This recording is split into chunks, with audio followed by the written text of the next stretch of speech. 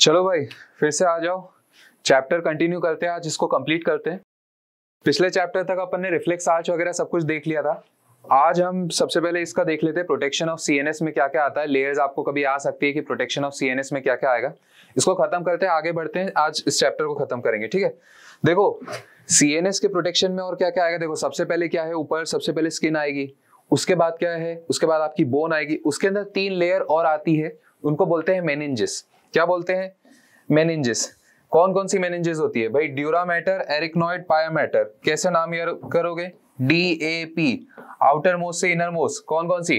Dura mater, एरिकनॉइड, पाया matter. सबसे अंदर कौन सी होगी? पाया मैटर, उसके बाद एरिकनॉइड, उसके बाद ड्यूरा मैटर। सबसे ब्रेन से कांटेक्ट में कौन है? पाया मैटर। ठीक है, 3 लेयर्स ऑफ प्रोटेक्शन याद रखना। उसके ऊपर क्या है? Skull, cranium. ठीक है, अब आ जाओ भैया प्लांट हार्मोन्स पे। देखो प्लांट हार्मोन में बहुत ज्यादा कुछ करने की जरूरत है नहीं, जो चीजें लिखी है बस इसको ऐसा का ऐसा रट लो, कुछ और क्वेश्चन आएगा ही नहीं प्लांट हार्मोन में, इससे ज्यादा कुछ और आएगा नहीं, इसकी गारंटी हमारी है। ठीक है, चलो देखो ऑक्सीन कौन सा हार्मोन है?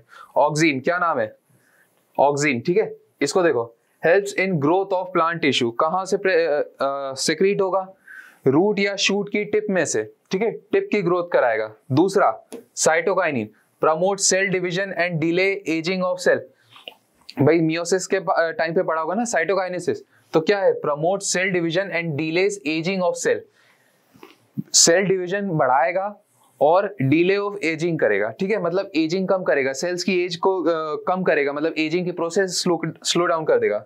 अगला hormone जिब्बलिन, helps in growth of stem, initiates seeding and seed germination, promotes flowering, cell division and seed growth after germination.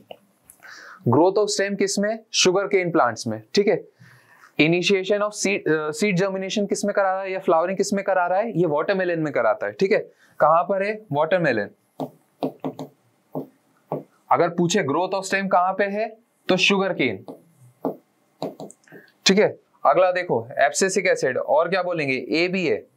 ठीक है, ABA क्या कराता है? डोरमेंसी इन सीड्स कराता है। डोरमेंसी मतलब inhibit growth and causes wilting of leaf, promote dormancy of birds and seed. Dormancy मतलब आपको स्टोर करना है बहुत टाइम तक इस सीड को, तो कैसे स्टोर करोगे? आपको स्टोर करना है तो सबसे पहले क्या है भाई, कोई सीड ग्रो करता है तो आप क्या डालते हो? पानी डालते हो ना, तो पानी उसके अंदर से निकालना है, तो ये क्या है? वाटर स्ट्रेस हार्मोन है, पानी को निकाल देगा सीड में से, तो डोरमेंसी आ जाएगी, सेनेसेंस आ जाएगा। ठीक है, इथाइलिन क्या है? एकमात्र गैसियस हार्मोन है, कहां से सेक्रीट होगा? फ्रूट में से, राइपेंड फ्रूट्स में से।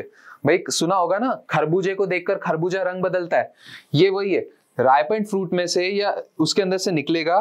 तो एक राइपेंड फ्रूट में से अगर वो निकलेगा तो बाकी भी तो है ना, गैसियस हार्मोन है, सबके ऊपर काम करेगा, तो क्या करेगा? बाकियों की भी राइपनिंग करा देगा, मतलब वो पका देगा।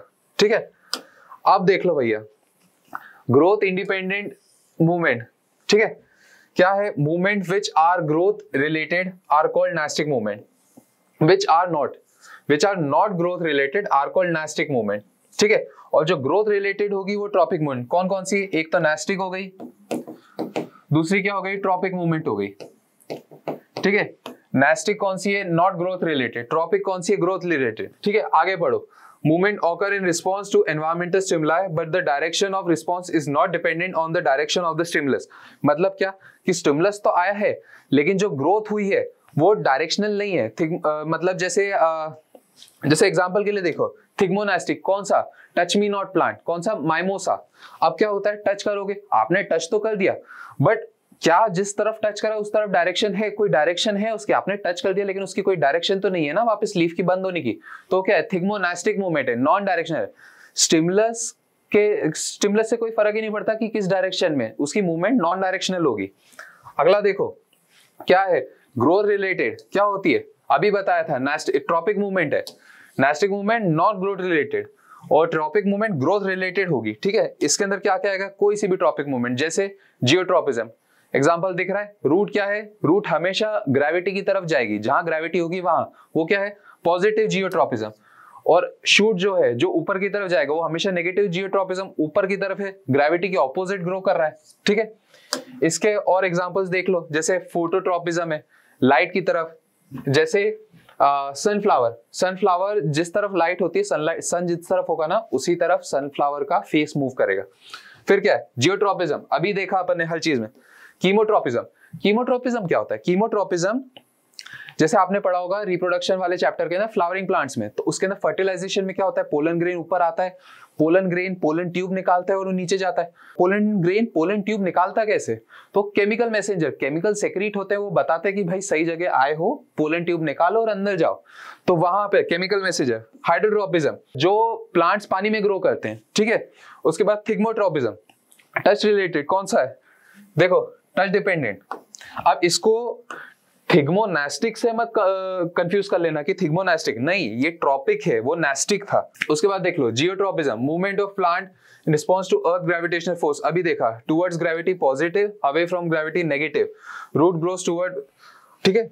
रूट क्या है? पॉजिटिव जियोट्रोपिज्म, शूट क्या है? Negative geotropism. देखो ये देखा हमने अभी, ठीक है। अगला देख लो phototropism, movement of plant in response to sunlight known as phototropism.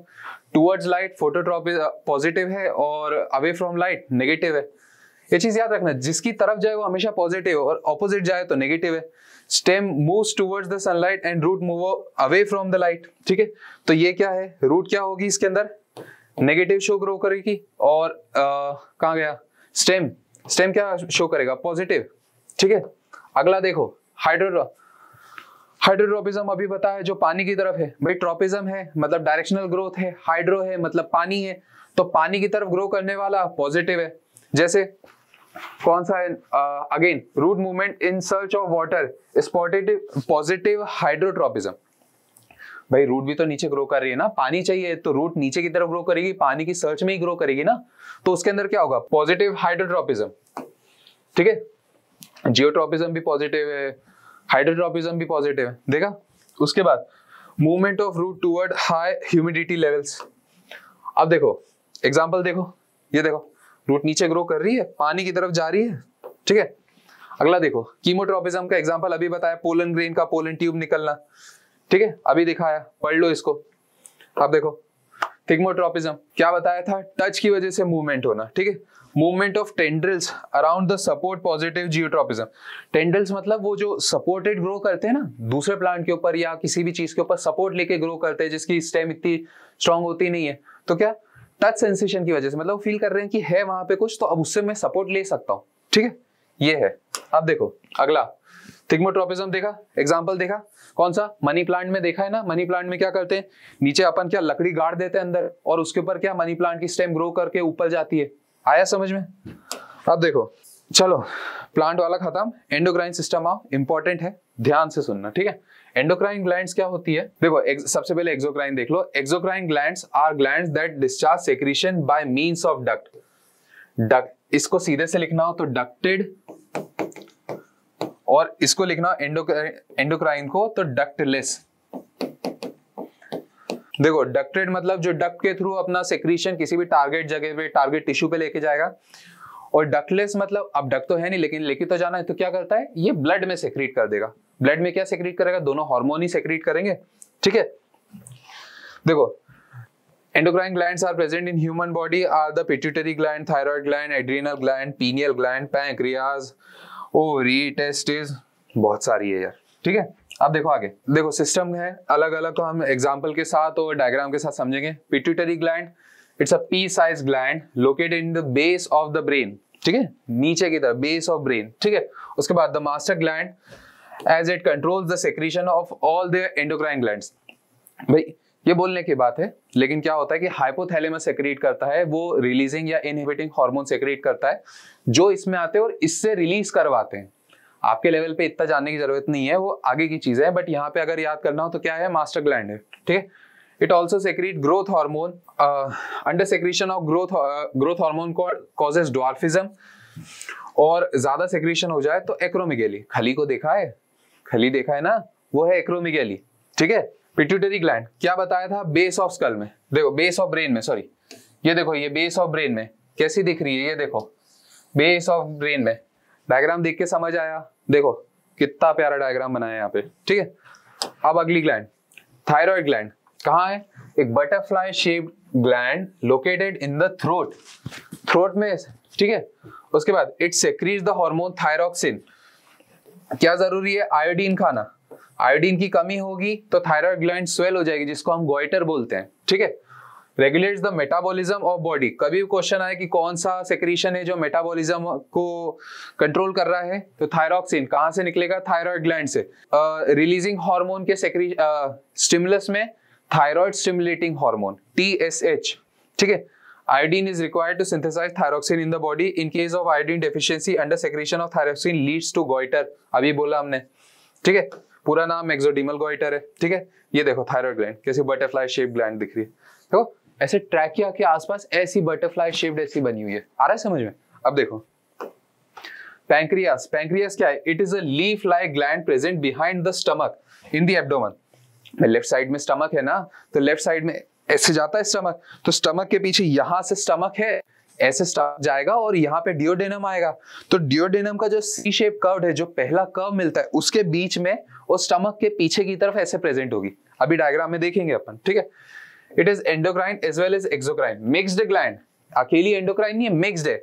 Secretion ducted भी होता है और डायरेक्ट ब्लड में भी जाएगा। As an endocrine gland it manufactures two hormone, insulin and glucagon. Insulin तो सुना ही होगा, क्या करता है? ब्लड ग्लूकोज लेवल कम करेगा। भाई जिसका इंसुलिन सेक्रीशन कम हो जाएगा उसके अंदर कौन सी डिसीज होगी? डायबिटीज मेलाइटस, ठीक है। ग्लूकेगॉन ब्लड में ग्लूकोज का लेवल बढ़ाएगा, इंसुलिन क्या करेगा? कम करेगा। अगला पढ़ो।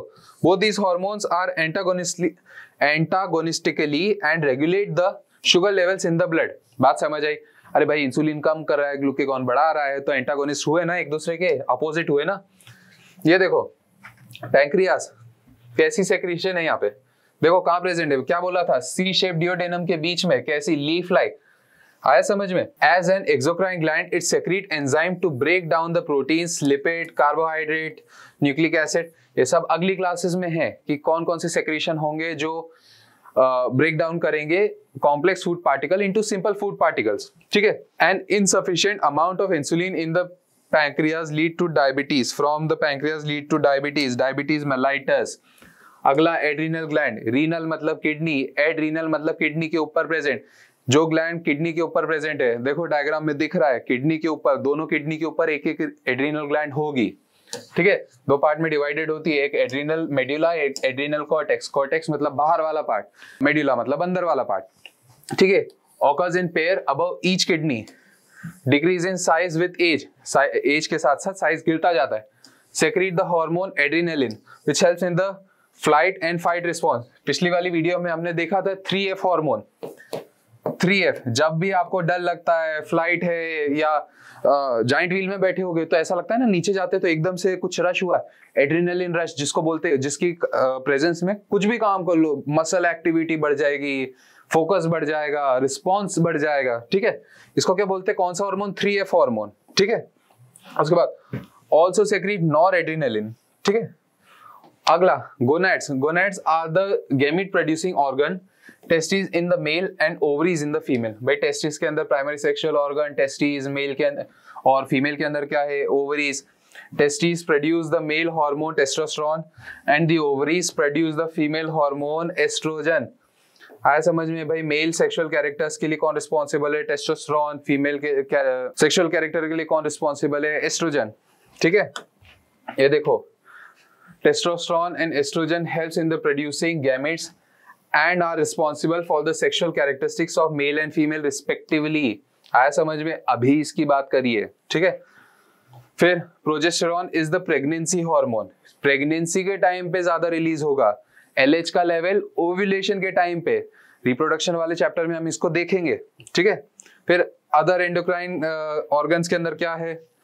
इंक्लूड हाइपोथैलेमस जो आपका बॉडी टेम्परेचर कंट्रोल करेगा, पैराथायरॉयड ग्लैंड जो आपका कैल्शियम लेवल कंट्रोल करेगा, ठीक है। उसके बाद पीनियल ग्लैंड जो आपका डायूरिनल साइकिल मतलब आपकी स्लीप साइकिल कंट्रोल करेगा, पीनियल ग्लैंड।